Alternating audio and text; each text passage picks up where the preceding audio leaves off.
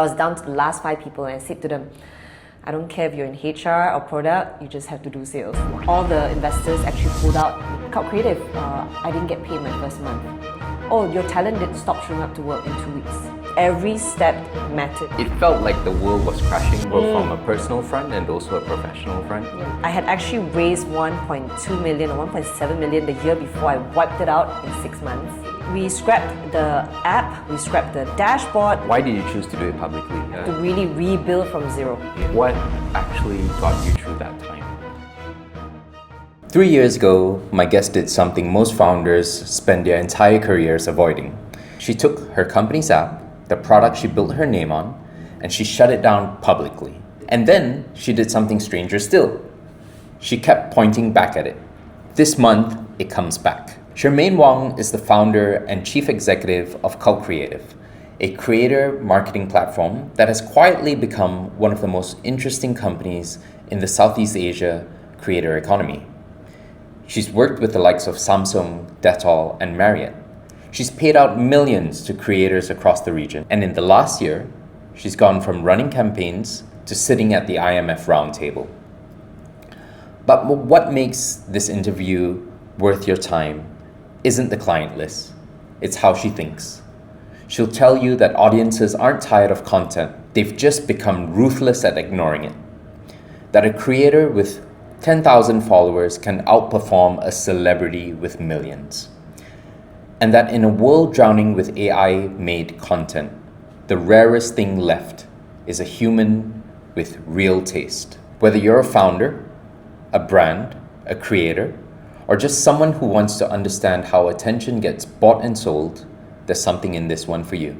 Let's get into it. It's the BG.JO show. Yay. Let's start with explaining both to me and also the audience what it is that Cult Creative does. Okay. Hi, my name is Shermaine. I am the founder and CEO of Cult Creative. Cult Creative started in 2020 when at the height of the pandemic, I was breastfeeding my second child, restless and frustrated because right before that I had to shut down my event company. And I think I let go of 15 staff and a lot of freelancers. And it was that point where also a lot of my peers around in the creative industry lost jobs because the industry felt that creative people were unessential. That kind of fueled my frustration because I remember doing really good work all my life in the creative industry. And I just felt like, why isn't there a platform like LinkedIn to help creative people? So the first version of Cult Creative started as the LinkedIn for creative people. Okay. And I'm not technical, I'm a creative person, I'm a marketer at heart. But I just knew that this was a very painful problem to solve, especially for an industry that a lot of people don't care about. So I think I was fueled by frustration and it's just a painful problem. So we started out as a job platform. I got 2 founders then, Manisha and Lina. And then eventually we pivoted into a creator economy company. Yeah. Okay, thanks so much for that introduction. Thank you. Before we get into it, a quick word on how I've set this up. The people watching this aren't all the same. Some of you are founders and operators, some of you run brands or buy this kind of work. Some of you are creators yourself, and everyone is a consumer, curious about how you get your attention bought and how it's sold. So I built this conversation in parts with real time given to each of you. So whoever you are, you walk away with something that you can use. Towards the end, we'll take a step back from the work and talk about the person behind it. Okay. So Shermaine, thank you for doing this and welcome to the BG.JO show. Thank you for having me. Nice. Let's start with creators. Okay. If I was a creator starting from zero today, what's some real advice that you could give me? Creators should treat work like any other work, right? Don't just treat it like, oh, you know, I'm pretty, I'm good looking, I've got something to say, but treat this like a transaction. Come with good work ethics, come with hard work, come with also documentation to protect yourself. Also thinking about, you know, agreements, invoices, the common pain point I notice in creators or creative people is that they feel that just doing good creative work is enough, right? It's not just that. It's about really understanding how to serve a customer, how to add value, right? And from that, also protecting yourself. And also really treating this like a transaction, right? An agreement. I also noticed that a lot of creators and creative people just feel like, okay, I just need to do some dances and TikTok and this is how I rise to fame, right? But the best creative people and creators I work with put in so much hard work, right? It's day in, day out. It's really understanding their audiences. It's understanding insights and analytics of what content performs, which campaign worked, and really treating it like having a growth mindset, right? It's not just putting work out, but actually going back and understanding where did this come from, the intention, and how the performance is doing, and how do you then continue to do better after that. Okay, gotcha. I think with creators, like everyone has things that they are very passionate about, and it might be very vast or very wide. Yes. Like, is there any recommendation that you have in choosing a particular lane when approaching their journey in content creation? That's such a great question, because I do realize that everybody tries to become a lifestyle creator, and there's just too many. You throw a rock, you hit a lifestyle creator, right? But I do feel like this is where personal branding and being real with yourself is important, right? So what are you really passionate about? Are you really passionate about sustainability? Are you really you can be passionate about fashion, but maybe there's something in sustainability that drives you, and maybe that is a topic you can go further. Like funnily, for me as a founder CEO of Cult Creative, my social media content is mostly about raising my kids and hacking and integrating like work-life balance, right? It's not about how I build a company, because I feel like my team does that already for us, but for my personal one is about how do I integrate this and hacking my way through it all, right? And it goes back to, for the creators as well, like what really drives you, what makes you wake up in the morning, and what is that something that you're sharing with the world that you feel like it's special to you, and at the end they add value. Yes. Don't just create content for the sake of content, because we've moved away from the attention economy to the intention economy. There's just so much fatigue, right? Everybody's tired, everybody's burnt out. So every piece of content that you put out needs to add value, needs to show that there's depth behind it. So I would say work with your personal brand, and then if you could just carve out two less than three, right? If you are into beauty, then maybe and travel, or if you're into finance, maybe add a tech element, right? Don't do too many. Yeah. It's like if you try to do everything, you get nothing done. Exactly, Right. and it also goes back to your audiences, right? Your audiences, you're carving out a segment or niche that actually you want to build trust and credibility with, and also that engagement. So, for me, I know that I've only got 2,700 followers, but I know that the people who follow me are also probably just busy moms doing their best, right? Or like women founders, So I feel like the audience I have already trust me, and they're very similar like me as well. Yeah. Are you vulnerable? Yeah. On your personal socials, and do you think allowing yourself to be vulnerable is what creates trust with people? Yes. Yeah. I feel like I could do more content, to be honest, but I also know that I also want to show that the failing of always not having enough time. I talk a lot about trade-offs. I really believe that if you want to chase your career, you do have to sacrifice time from home, but also understand that because I'm at home, I'm also missing out a lot of the networking events that most founders get to do, right? Yeah. And to be human is just be real, right? And people want to see that now. I think gone are the days that everything is perfect, and that's just not relatable, right? Yeah, that's right. Let's take a step onto the other side and view this from a brand perspective. Okay. So like a buyer. If I have a company, I have a product, I have a service that I want to reach an audience, and what's your advice to them? What's working in the market right now? Yep. And yeah. That's a great question. So I can go on and on about like trends and whatnot, but the biggest thing that a company or brand needs to know is their customers, right? Ultimately, let's be real, it's about ROI, it's about conversion. Actually sit and look at your customers. Find patterns in the persona, whether they are, busy corporate professionals, don't have time, want to grab and go something, or maybe busy moms. I give you an example. Okay. So one of our clients is Dettol Pro Pod, right? Okay. They've launched a laundry detergent pod, and they say that, oh, Shermaine, everybody needs to wash clothes, therefore everybody's my customer. I said, that's not true. Not everybody uses pod because it's a little bit more expensive, and most people just use the powder form, right? Yeah. So I told them, let's dig a bit deeper. Let's find out, the USP of the product. So they talked about how convenient it is, how easy it is to throw it in. It's got antibacterial features and anti-musk. Okay. So once you have that, and you actually can dive a bit further, right? If anti-musk means people that live in condos need that. Condo living people or condo living parents, because families, you wash a lot of clothes. Yes. Probably busy working moms like me, I have no time, I just chuck it in, right? Yeah. And the third persona that we found was also fitness professionals. They always wanted their clothes clean, and they wash a lot of times because they're always in the gym. That's right. I wash my clothes like 2 times a week, and See? I live like in an apartment as well. Right? Yes.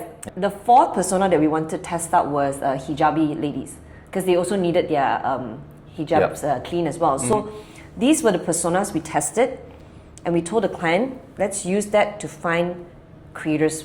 Okay. So the entire philosophy at Cult Creative is using creators to reach out to your customers, to speak to your customers, to build connection and conversation. Right. It's not even about conversion yet. Let's just have a conversation and let them find out about you first. Interesting. So understand your customer groups, build personas around it. So not just about, okay, Brian is 38, he lives in the city, he is married and he travels, or this is his income group. It's not that. Yeah. But what is Brian's pain point? He works out a lot, he lives in a condo, so go deeper than that. Right. Behavioral and psychological. I see. Okay, that's fascinating actually, and that's standard in all the campaigns that you guys run in Cult Creative.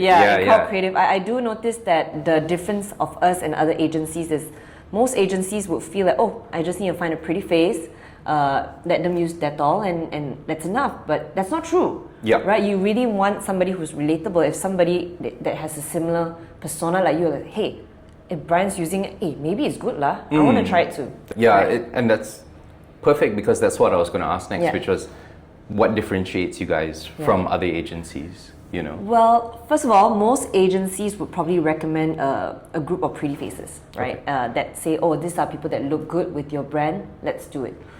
But for us, it goes deeper into let's understand your customer persona and let's find creator personas to match it and try out different content formats.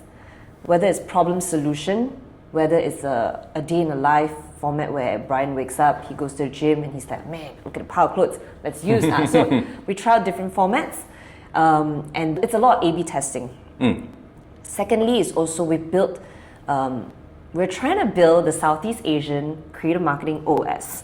That's the goal for us. Yes. Right? So we have the platform, we have first-party API with TikTok and Meta, which allows us to track the insights of the creators and also the campaign. Okay. Ultimately, we want compound learning for our campaigns, right? So most agencies would probably say, okay, let's use a pretty face and then it's done, right? But for us, it's like, what did we learn from this campaign and what can we then take on for the next campaign? Were there certain creators that actually, were more authentic, that created them more engagement? Meaning, were there more high saves, high shares, maybe even comments, like where to buy this? Could we then use this same group of creators for the next campaign so it feels like, oh, there's brand loyalty and trust as well? Yeah. So ultimately, building an infrastructure that has compound learning and scalable for brands as well. Right. I'm very curious because you spoke about how you can actually show the stats or show the results, right? And you do that through things like first-party API with TikTok and Meta. And Meta. Yes. Yeah. So are there campaigns where you can actually point to and say, hey, this actually converted to sales for the company? Yes. So going back to that Dettol campaign, so we knew that okay, the brand wanted a conversion-driven campaign. So they wanted TikTok shop element. So there's a new trend now. It's not just about discover, but discover to purchase. The funnel has been squashed so much. It used to be like discover, interest, then people think about it, then they purchase. But with TikTok shop now, it's been like kind of squashed. You see the content, you want it, there's a 10% promo, let's buy it now. Yeah. Like it's just so short, right? The touch points are, that's it, right? So for that, we knew that the content direction had to be a little bit hard sell, had to be problem solution, strong hooks, strong discoverable content. So for that, actually, out of the 150 videos we did across Malaysia and Singapore, 145 did really well. The clients actually bought it as ads and then used it for TikTok shop as well. So that would drive conversion. Right. So looking at the content that you do, the content bank, maybe if you work with maybe 150 creators, commit maybe a portion of it, ideally 30%, that's the industry benchmark, to use it as ads as well. The best performing content that had driven, like I said, engagement, right? It's saves, shares, and comments. Yeah. Those already are good organically, then use it to boost as well. And that's how you drive conversion, because that either can lead to maybe TikTok shop, or if it's a restaurant, then maybe you can get reservation booking. If you want to go to your website, then Shopify pages. So that's how you actually track the ROI. Brilliant. And because the creators have created the content, they have the rights to take that content and convert it into ads straight away. That's a really good question. A lot of brands assume that, because I pay a creator to do organic content, that means the content is mine. No, you have to, if you're going to use that content to run as ads, there will be a paid ads usage fee. Oh, okay. Usually it's about 20 to 30% of the cost you pay for the creator. Oh, okay. So you pay sort of like an additional fee for utilizing that content, that same content, but on your own page, on your own media channels. They call it loading fee. Okay. Usually it's about 1 month. A hack that you can do is, we could do a collaborator post, and if the content did well, you could pay the creator loading fee and boost it through the creator site. So you actually leverage on the creators' network and not the brand's network. Yeah, that's right. The creators that you use, they vary in terms of their following size, right? And I think something that I read that was very interesting was, you said that a micro creator, someone with around like 8,500 or less than 10,000 followers, managed to generate something like 800,000 views. Like that's actually like really fascinating for me, because it turns the table on the entire approach to it, right? Like you assume as a brand, as a buyer, you're like, the person has to have 1 million followers, and that's going to generate my return, right? But can you speak to that a little bit? Like how has this one dude who's like only got less than 10,000 followers generated 800,000 views? How did that happen? Okay, I'm gonna get nerdy already. Okay, please do. So this has shifted because the platforms like TikTok and Meta has moved away from follower count to engagement rate. Okay. Which means if your content is giving good value, that content actually gets pushed out to more people, right? So going back to the philosophy of high saves, high shares, comments, reposts, that content actually goes out to more people now. Okay. And for us, it's a reverse engineer process, because it's not just about posting good content, but it's about what are the keywords now. So TikTok has actually surpassed Google as the #1 search engine. Okay. Right, and most Gen Zs and millennials actually go on TikTok to find out about reviews, right? They don't even barely go on Google anymore. I think Xiaohongshu is used as a Yelp kind of review section. So, which means the content actually has to have strong keywords, right? So whether it's affordable, convenient, that should be in the creator script and also caption as well. So when you go to the explore page or the FYP page, this content pops out, and that's how it actually opens up to non-followers. Okay. A lot of content from Western markets, comes to Southeast Asia, and you're quite critical about viewing these things with a Southeast Asian lens, instead of just copying it wholesale and reproducing it in the market. What is an assumption that typically breaks in terms of Western media content coming to Southeast Asia? How do you feel about people who just copy and paste that in the market? Yeah. We're very lucky to have clients that actually trust us and don't just... Well, they give us this monster deck. Okay. They would usually give us a monster deck about the brand guidelines, the direction, and what product they're trying to push out. But what we tell the brands is we need to go back to grassroots, right? What are the sort of conversations that people are having, or pain points of frustration, right? Like, so we go back to what are people facing in each country, or what are even entertaining things that people look at. And let's create content around that instead of shoving this global perspective into the country. Gotcha. So for example, when we did Bata, we noticed that actually creators are the best way to understand a landscape. Okay. Right? And then we have this like reverse approach on how you should approach the campaign. So for example, Bata in Malaysia, Malaysians are a lot about relatability. Okay. And trust. Whereas for Singapore, it's about credibility. Who is this person that's doing it? And most of their content in Singapore is funny, and they like skits. They're quite unhinged, which is very funny. Yeah. But for Malaysians, it's very relatable. So it's a day in a life. They talk a bit more about frustration.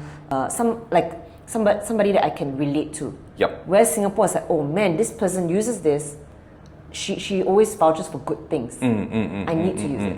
Yeah, so there's just these small nuances that we want to approach each culture just very intentionally. Gotcha. Like paying respect to what they actually value. Because ultimately you want content that creates conversation and connection, right? If you're going to shove down something that comes from global, you know that there was no thought behind it. You know that you're not reaching down to, like you said, the consumers, what they care about. Yes. The market today, it seems, is so flooded with AI content. If I'm sitting in a creative seat, how do I gather that trust and authenticity while still leveraging using AI? Yeah, you're right. AI slop is a lot. I think my philosophy is always about human to human, right? And like you said, being vulnerable, being real, right? So if creators use AI to kind of improve their workflow, help them with their edits, it's okay, but you don't lose your voice and authenticity because you work so hard to build that audience, that connection, right? Yeah. And you want to keep doing that. You can use AI to, get your output faster. Treat it like a co-pilot. What I feel is that people are not thinking critically anymore. Yeah. It's almost like the AI is guiding them and it's pulling the strings behind the scenes, and these guys are just like, oh yeah, that sounds great, man. Let's just put that up and see how it goes. But I guess it's down to the creator themselves to know who they are.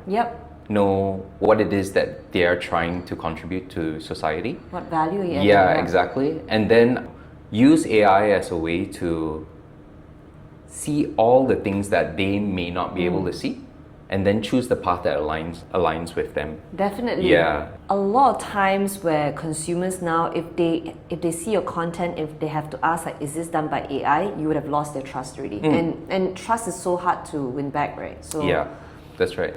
Consumers are very discerning now. So if there was even like, is this AI? It's gone. Like yeah, that's right. I'm not sure if Malaysia has started to adopt the AI watermark already. So ads in Thailand, they are forced to put that this is AI generated, or it's actually AI has been used in parts of it. Right. Yeah. So that I think it's very important because it's so hard to tell. I love that. That's so progressive. Yeah. But you talked about consumers, and you've had the privilege of being behind the curtains, so to say, where you see the strategies that creators, brands use to capture your attention and ultimately a share of your wallet. Yep. How can we as consumers be more discerning and not say fall into the hype How can we be wiser with our purchases? That's a great question. I must say consumers are really discerning. We're very smart now. You know, you can tell when you're being sold within the first 3 seconds, right? I would say that, you know, the better consumers would actually see a content that is actually good, like I said, going back to adding value, right? And I work in an ecosystem where I tell the creators what is the problem we're solving, or what sort of emotional impact are we trying to show in this content? Yep. Right? If you can clearly articulate, do that in 30 seconds, you've done your job. And consumers are the same, like it's so easy for you to like just scroll past, right? And content fatigue is real. So whatever content you're taking on, make sure that it adds value, and you would know that, okay, this is something I want to trust and I would purchase. Yeah, gotcha. So if anything, it falls back on the creators or the brands. That's right. I think, you know, like everything's packaged so nicely now. Yeah. You know, like you walk in a supermarket aisle and there are things that you just feel naturally drawn to. Yes. You know, because hey, this aesthetic is so aligned with me and stuff like that. But I guess it's so easy to just capture it on the surface, but where the value and substance actually lies in, you know, what the company represents. Exactly. And a good brand knows how to choose a good content creator through all the research and alignment that you guys do. So that the values shine directly through to the end customer. Like going back to what you said, right? You're going to a grocery aisle and you see just so many of the same soy milk. Like, right? I just want to get a bottle of soy milk, man. Why is there like 15 options, right? So competition is steep, right? It's like you've got consumers that care about the quality, but you also have consumers that just need something that is affordable, that fits my range. So you're right, it goes back to the brand, it goes back to their ethos, a mission, and also their USP, whether it's clearly communicated by the brand and also the creators and the ambassadors that they choose. I'm going to switch gears a little bit. Okay. And let's take the seat of a founder. Okay. A CEO, an operator. You're a non-technical founder. You built a technology company without writing code yourself. Yeah. What do you need to be good at to do that well? I think fundamentally you need to know what problem are you solving first. Okay. And so let's say you know the problem. Yep. Okay. You have the problem. You have a vision of what the solution is and how to deliver that solution. There are a couple steps, so to say, in between that and there. Was it getting the right people on board? Was it working with the right partners in order to see your vision through? I have a problem and I build problem statements around it. Right? These are my assumptions. Sure. Right? What I would actually do next is I find a group of 5 to 8, the stakeholders. So for us, it was the creators. Are they facing the same problems, or is this just my assumption, right? Yeah. So what we would do is we call these things called product discovery. Okay. We would interview 5 to 8 people, ideally varied group of creatives, whether it's an up-and-coming creator or someone who's a bit more seasoned. We would go through a list of questions, and this is something I'm not good at because I'm somebody who leads questions, right? But as product discovery interview, you have to get people to talk about it. Right? No leading, no indication, get them to talk more, see patterns in whether there's the same problems. Then only you can start mapping out how it looks like. So having this very collaborative mindset to build is really important. That was actually one of the failures of our first version of Cult Creative. We did the job platform. I think we only interviewed a few clients that say, oh, we want a dashboard, and we then went all in and built it, and it failed. Yeah, very interesting. Couple things there. One is you having certain assumptions about what the problem is and your ideal solution to it, and then after that, validating, you know, getting different opinions, all in one room. And then where the intersection is, then you're onto something. Not necessarily the finished product or the finished solution. Beta first. Then you pursue it. It's kind of like still taking a bet, still taking a shot, but a little bit more of a educated guess. Yes. Yeah. Okay. Yes. The app. Yes. Okay, and you shutting it down. Yep. Okay. Let's talk about that a little bit. because you did it in such a way that a lot of founders actually wouldn't have done. You chose to do it very publicly. Why did you choose to do it publicly, and what did you learn from that? That's a good question, because when we started out Cult Creative, we were very public about it. We were public about inviting the creators to their voices to be heard, their opinions mattered, and when we had to make the difficult decisions of shutting down the app, and we had announced it on social, because we did feel like, you know, the 13,000 creative people on the platform, 1,100 brands, they did trust us, right? Yeah. And I think it was important and also honest for us to also tell them why it didn't work. So I mean, if you're gonna build in public and show the glory, the amazing accomplishments, then you also have to tell them the failures and why it didn't work. And I felt that, you know, if just being honest and the learnings that came out of it, it showed that we were accountable. Yeah. Accountability is very important, especially running a business now, because it's not just about, you know, being a cool capitalistic mindset, but it's also about, hey, Cult Creative always started out as a mission and value-led company. Therefore, we have to have radical accountability as well, right? What it meant for the people that, you know, that we shut down. What does it mean for them? Sadly, for the creative people, you know, they couldn't have a space where they could get jobs. For the brands, we also had to do some refunds, or we had to finish up whatever they paid us. So, and I think because of that, that continued to help the brand build trust. And I wanted that because from the get-go, I wanted Cult Creative to be a place where, you know you can get a job as a creator. You know that you're going to get taken care of. And for brands, you know that you're going to get the best quality creators. And we would still do so even if we shut down the app. Yeah. That doesn't change. Yeah. Right? It's just a business decision that, you know, we had to make. But, you know, fundamentally, the company still stands for certain values. Right, right. And you're relaunching the app soon, I take. Yes. Yes. And what's changed?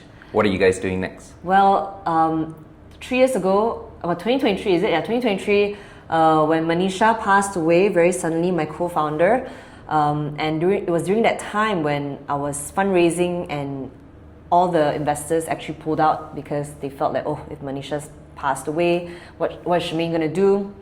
And then that was actually such a pivotal moment for us to pivot, right? I had no choice. We had no money. And I was down to like my last 5 team members. I had to let go of people, sadly, again. But I was down to the last 5 people, and I said to them, I don't care if you're in HR or product, you just have to do sales and just do customer success, right? We have to really rebuild from zero. Yeah. And we did, and I was very lucky that, you know, to keep good people that, you know, believed in my vision. So we scrapped the app, we scrapped the dashboard. I had actually raised 1.2 million or 1.7 million the year before. I wiped it out in 6 months. Very expensive tuition lesson. Thank you to the investors that still believe in me and my vision. But so we had 2 months runway, and I only had 5 staff left. Yeah. So we rebuilt from scratch, and we knew that this time I didn't want to build a platform that just had matching, right? Some of the problems we identified was, Cult Creative, I didn't get paid my first month. Actually, I didn't get any contracts in place. Similarly to brands, they said that, oh, your talent did stop showing up to work in 2 weeks. They ghosted me, right? So we knew that this time around, if we built something, it had to be an end-to-end, where we also took care of the admin stuff of invoicing, agreements, making sure that campaign was done well. So we rebuilt from just actually Excel sheet again. And then, alhamdulillah, we managed to get a grant from Cradle and the Hive Southeast Asia. I managed to raise 1 million that actually went back to building the platform. I knew I always wanted to build a platform. Okay. I knew I was never going to go back to the agency life. Yeah. But we did start out with building a workflow on Google Sheets first, and then eventually working with a tech team to rebuild stack by stack. So we did the internal dashboard first, a web version for the creators and brands, and now we're ready to build the creator app again. Brilliant. So much to ask there, actually, but I want to ask first about the app itself and what value it delivers to a creator. So if I'm a creator, I'm joining Cult Creative today, what is the app going to do for me? It goes back to the mission, right? It goes back to, helping, empowering creators to thrive and shape the future of brands. That's our mission. So the app helps you track your campaigns, track your growth as a creator, your income. Yep. And we have a lot of gamifications where it kind of empowers you or kind of guides you to like, hey, do a little bit more this week. Maybe share a content that, means something, or like tag your favorite brand and see what you can do for. So we have a lot of processes to show them the journey of being a creator and a good creator. Right. Like I said, beyond just doing content, but could you deliver campaign on time? Good communication skills. We also have a thing called Cult Certified. That was Manisha's dream. She wanted creators to be also rated by both the client success and brands, and vice versa as well. Creators could also rate brands and see whether they're good clients to work. So we also wanted to build a very healthy ecosystem where there's trust. It sounds brilliant, and I love that it's a two-way street. Yes. Because that really matters. I want to ask you a little bit about that very difficult time that you were going through. Manisha, your co-founder, she passed away. It felt like the world was crashing, both from a personal front and also a professional front. Yep. What actually got you through that time? I don't know, just sheer grit. I mean, I really felt like I had no choice, right? Yeah. I felt that Manisha and I and Lena were, we built Cult Creative from also coming from a bad place, right? I shut down my company, Lena had lost her job, Manisha also had to shut down her company. So we were really, this was something that we were passionate about, and we wanted to disrupt the industry, we wanted to like shape industry standards. I felt that number one, I had to carry on that torch, right, for her. And it was hard, right? I give you an example. When Manisha was still in a coma, my investors, and Manisha was taking care of the product, so she was CPO. When Manisha was in a coma, my investor had actually sent resumes of like other product managers to replace Manisha, right? So I was balancing like, oh look, my best friend and my partner is in the hospital, but I also know that these guys were this was their love language. They wanted the business to keep going, but they didn't know how to, so they would send me talents, but I just refused. Well intended. Yeah, well intended, but I was just like, no. Yeah. If it was anything, I want to take over Manisha's portion. Yeah. I think it was just sheer grit, and I also had a really good team. Yeah. But I also had, honestly, moments where I had to break down, right? I would like take 15 minutes to cry in the toilet. I even had one time when I was just powering through, we were having lunch with my team. We're at the hawker center, and my team just touched my hand. Shermaine, are you okay? And I started crying. And I think just being an honest, vulnerable leader, you also, you attract people that actually, the mission matters, right? Yeah.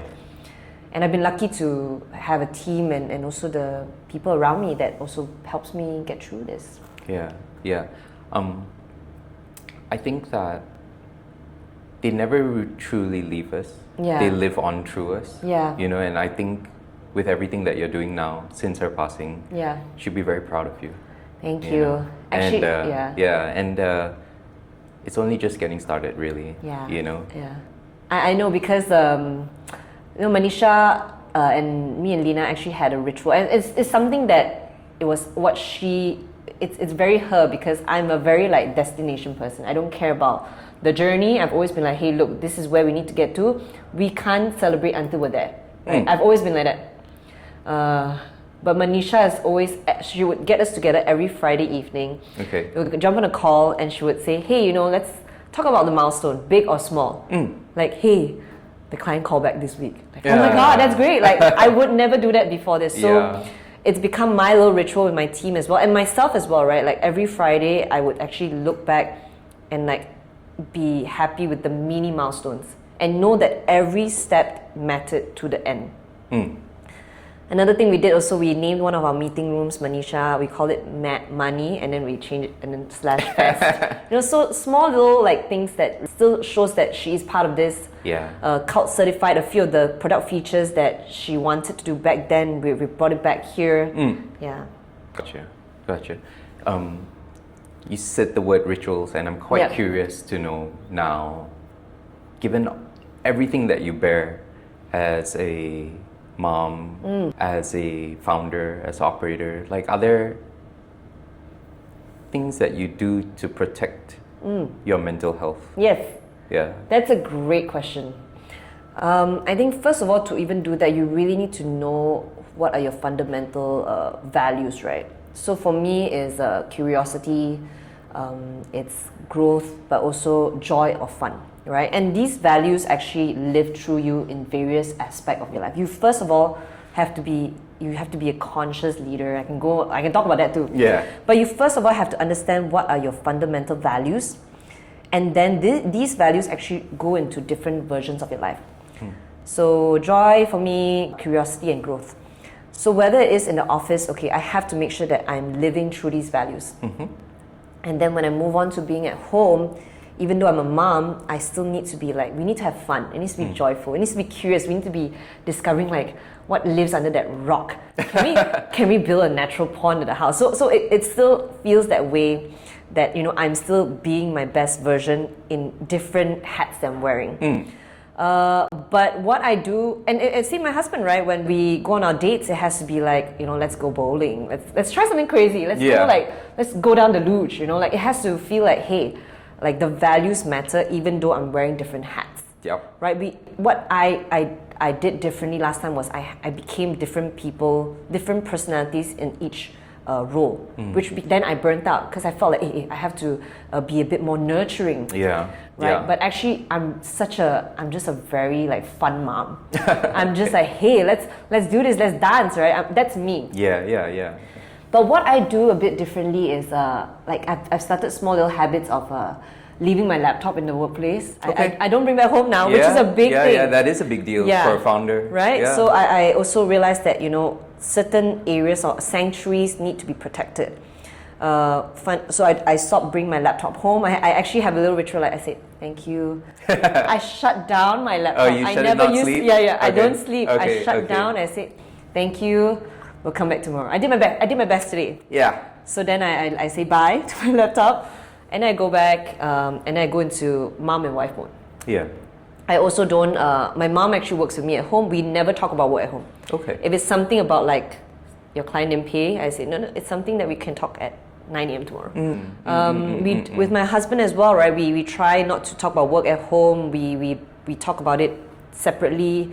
If it's something about work related, we try to do like lunch meetings. But if it's date night, it's just like, you know, interests, like philosophies, like what's exciting now, right? So it's really kind of like building those sanctuaries and protecting it.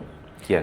For me also, what I've done differently this year is I've really protected sleep.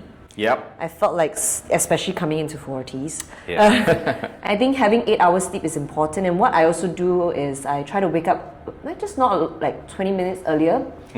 I try to take a few big breaths, a bit of meditation, a little bit of journaling, and then just setting my intention to start the day.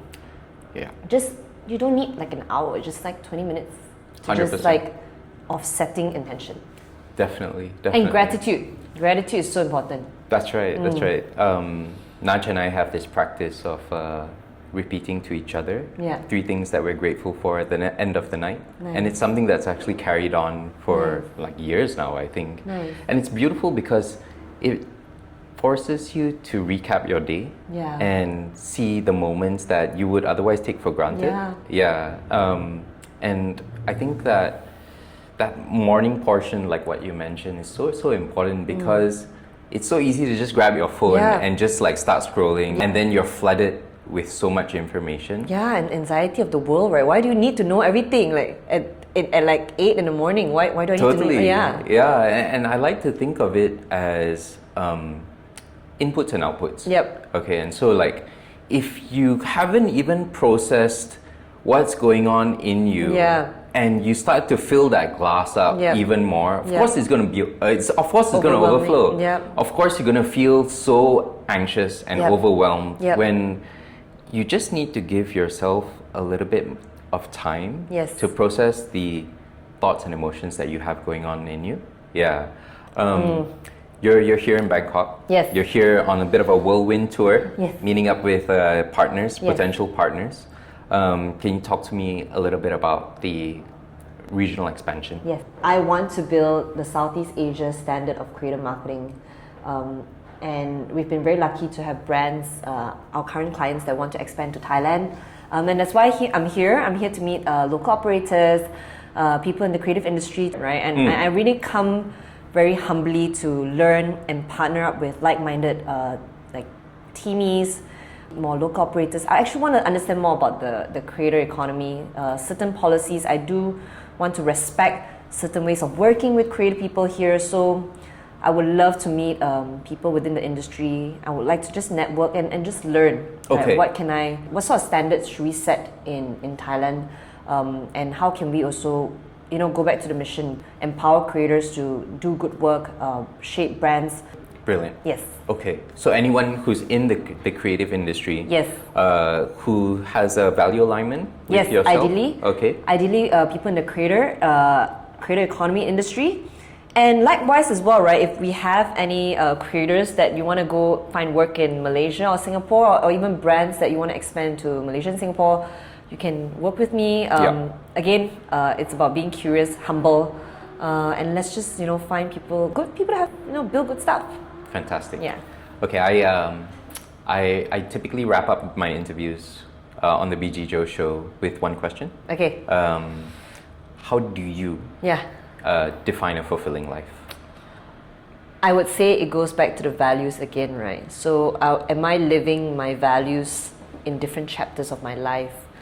Am I still gonna be curious? Am I growing? Am I having fun in my 40s?